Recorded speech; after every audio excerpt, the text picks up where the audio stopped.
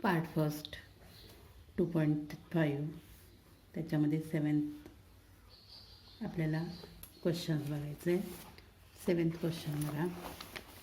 The roots of each of the following quadratic equation are real and equal. Find value k. म्हणजेच आपल्याला हे जे equations दिलेले आहेत ते इक्वेशनचे मुळं ही काय आहेत, रियल आणि इक्वल आहेत. म्हणजेच काय, डेल्टा इज इक्वल टू त्याचं काय आहे, 0 असणार आहे. म्हणजेच आपल्याला इथं सांगितलं आहे roots of each following equation, प्रत्येक इक्वेशनचं प्रत्येक समीकरणांची मुळं काय आहेत, रियल आणि इक्वल आहेत. तर find the value of K. म्हणजेच काय, पहिल्यांदा आपल्याला इक्वेशन घेते 3y² plus ky plus 12 is equal to 0. इथं आपल्याला यांचं सांगितलं आहे काय की डेल्टा याचा काय असणार आहे, 0 असणार आहे. म्हणजेच काय सांगितलं आहे, रियल अँड इक्वल त्यांची रूट्स आहेत. म्हणजेच त्यांची मूळं काय आहेत, वास्तव आणि समान. त्यांची मुळं वास्तव आणि समान आहेत. म्हणजेच काय, delta is equal to 0. Delta is equal to 0 म्हणजेच काय, तर b² minus 4ac is equal to 0 येणार आहे. म्हणजे याच्यात जी कॅल्क्युलेट करणार आहे त्याची व्हॅल्यू काय असणार आहे, 0 असणार आहे. आता आपल्याला इक्वेशन सॉल्व करू. आपल्याला आधी इक्वेशन काय आहे, 3y² plus ky plus 12 is equal to 0. याच्या आधी कम्पेअर करून ए बी आणि सी काढू. ए इज इक्वल टू काय असणार आहे, 3. बी इज इक्वल टू के, कारण वायचा कोएफिशियंट के, आणि सी इज इक्वल टू काय आहे, 12. आपल्याला ए बी आणि सी मिळालं. आता आपण डेल्टा काढणार आहे. Delta is equal to b² minus 4ac. b² म्हणजेच काय, k². के बी म्हणजेच के आहे म्हणून k² minus 4 multiplied bye 3, a3 आहे आणि सी काय 12. k² मायनस या सगळ्यांचा गुणाकार 4 त्रिक 12, 12 आणि 12, 12 भागिले 12 144.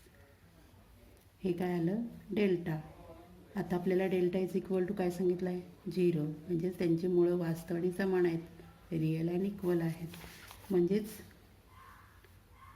लिहायचं मग तिथं, the roots are real and equal, therefore delta is equal to 0. म्हणजेच k² minus 144 is equal to 0. therefore आता इथं दोघं वर्गसंख्या आहेत. म्हणजेच आपल्याला expansion formula a² minus b² is equal to a plus B, a minus B. हे आपल्याला एक्सपान्शन फॉर्म्युला माहिती आहे. मग पहिलाचा वर्ग आणि हा पण वर्ग आहे, मध्ये मायनस आहे, म्हणजेच याच्यासारखं आहे. म्हणजेच या पद्धतीने आपण इथं लिहिणार आहोत, के प्लस याचं वर्गमूळ किती आहे, 12. दुसऱ्या कंसात K minus 12 is equal to 0. म्हणजेच आपल्याला केच्या व्हॅल्यू काढायचे आहेत. Therefore K plus 12 is equal to 0 किंवा K minus 12 is equal to 0. Therefore K is equal to minus 12 और K is equal to plus 12. म्हणजेच आपल्याला the value of K is equal to 12 or minus 12.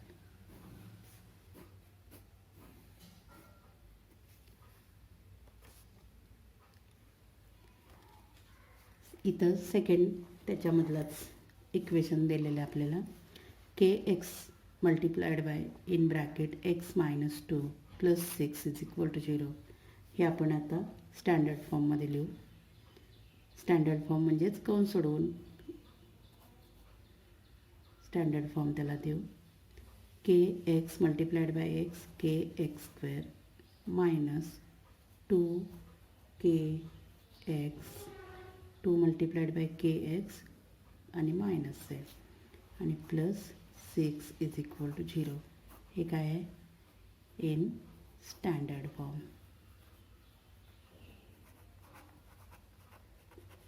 हे आपण काय केलं standard रूपात लिहिलं म्हणजे त्याच्या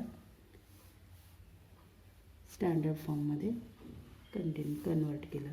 आता आपण इथं कम्पेअर करायचं आणि ए आणि बी सीच्या किमती काढायच्या. ए इज इक्वल टू एक्स स्क्वेअरचा काय सहगुणक के आहे. बी इज इक्वल टू एक्सचा सहगुणक मायनस 2 के आहे. इथं चिन्ह विसरायचं नाही कधी. चिन्ह मायनस आहे तर मायनस 2 के आणि सीची व्हॅल्यू आहे 6. मग आपल्याला डेल्टा काढायचा. Delta is equal to B square minus 4ac. Therefore delta is equal to B square किती बी स्क्वेअर म्हणजेच काय minus 2 K bracket square minus 4 multiplied by A काय आहे K multiplied by 6 is equal to 2 square minus 2चा square किती येतो 4 K square minus 6 चौक 24 four 24 K. आपल्याला ही मिळाली कशाची डेल्टाची किंमत. पण आपल्याला इथं सांगितले काय the roots are real and equal. म्हणजेच काय मुळं ही कशी आहेत वास्तव आणि समान आहेत. म्हणजेच डेल्टा इज इक्वल टू 0 आहे. मग आपल्याला डेल्टाची किंमत किती आहे ती लिहायची 4 K square minus 24 K is equal to 0. Therefore हे कॉमन काढलं 4 कॉमन काढले के स्क्वेअर मायनस किती 4 सब 24 6 is equal to 0. Therefore 4 K पण काढलेत कॉमन. इथं के फक्त राहणार आहेत. इथं के आलं 4 के इन ब्रॅकेट याच्यात पण के आहे याच्यात पण के आहे म्हणून के 4 के कॉमन काढलं. इथं एक के राहिला मायनस 4 सक 24 म्हणून 6. म्हणजे आता दोन ब्रॅकेट आपल्याला दोन पदं मिळत आहेत. एक तर 4 के इज इक्वल टू 0 असेल किंवा K minus 6 is equal to 0 असेल. Therefore K is equal two divided by 4 केलं की तरी काय येणार आहे के इज इक्वल टू 0 और k minus 6 is equal to 0 k is equal to 6. म्हणजे आपल्याला केची व्हॅल्यू किती आली 0 किंवा 6. म्हणजेच 0 आपण नाही लिहू शकत तर के इज इक्वल टू काय आलं हे आन्सर आलं.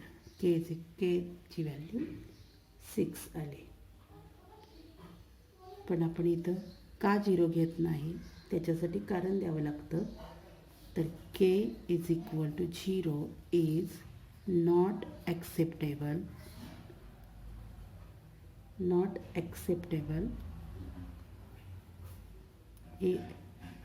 is not acceptable. Therefore k is equal to 6 ही व्हॅल्यू आपण ग्राह्य धरतो. म्हणजेच के इज नॉट ॲक्सेप्टेबल म्हणजे काय हे 0 के बरोबर 0 हे असू शकत नाही.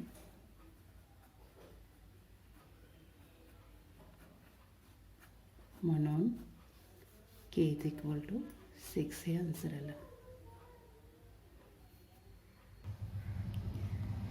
क्वेश्चन नंबर 7साठी हा एक्स्ट्रा अभ्यास असणार आहे. x² plus kx plus 5 is equal to 0. Same question number 7साठी आहे. म्हणजेच क्वेश्चन नंबर 7 फक्त इक्वेशन मी दिलेले आहेत. क्वेश्चन त्यातलाच लिहून घ्यायचा आहे. पुस्तकात आहे तो. इथं थर्ड एक्झाम्पल k-12 x², म्हणजेच एची व्हॅल्यू काय आहे k-12, बीची व्हॅल्यू काय आहे 2 इन ब्रॅकेट k-12. म्हणजेच इथं आपल्याला हा पूर्ण ए आहे, हा पूर्ण बी आहे आणि याच्यासाठी आपल्याला इथं a² मानावं लागेल. k-12साठी a मानायचं. म्हणजेच इथं काय येणार ax² plus 2ax plus 2 is equal to 0. असं केलं तरी चालेल किंवा a, b आणि cच्या किमती काढून केलं तरी चालेल.